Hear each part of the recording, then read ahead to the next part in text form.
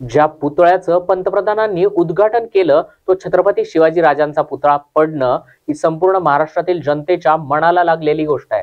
इंग्रजांनी जे काही पूल इमारती बांधल्या शेकडो वर्षानंतर आजही जशास तशा पक्क्या उभ्या आहेत। स्वातंत्र्यानंतर हे जे राज्यकर्ते सत्तेत आले यांच्यामध्ये कुठलेही विकास काम करायचं असलं तर अर्ध्यात तुम्ही आणि अर्ध्यात आम्ही पैसे खाण्याच्या लालसेपोटी काम चांगलं होत नाही आणि त्याच्यातूनच हे कृत्य घडतं।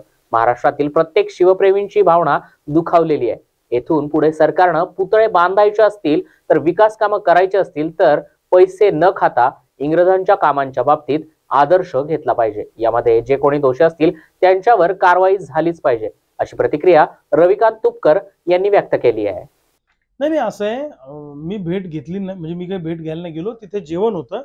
मुकुल वासनिक साहेब आज बुलढाण्यात आले होते। काँग्रेसचे फार मोठे नेते आहेत आणि शहरातल्या एका उद्योजक ग्रुपनं आणि ॲडव्होकेट गणेश पाटील साहेबांनी त्यांच्यासाठी जेवण ठेवलं होतं आणि शहरातले काही विविध क्षेत्रातल्या मंडळींना त्या ठिकाणी त्यांच्यासोबत जेवणासाठी इन्व्हाइट केलं होतं, मलाही केलं होतं।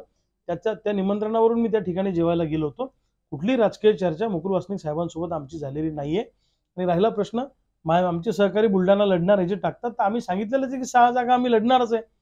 बुलढाण्यातल्या जनतेचा आग्रह आहे आमच्या सगळ्या कार्यकर्त्यांचा, तरुणांचा, की मी बुलढाण्यातून विधानसभा निवडणूक लढली पाहिजे असा त्यांचा आग्रह आहे। पण अजून मी कुठून लढावं या बाबतीतला निर्णय झालेला नाहीये। जनता जे सांगेल, सामान्य लोकांचा जो फोर्स असेल ते मी करेन।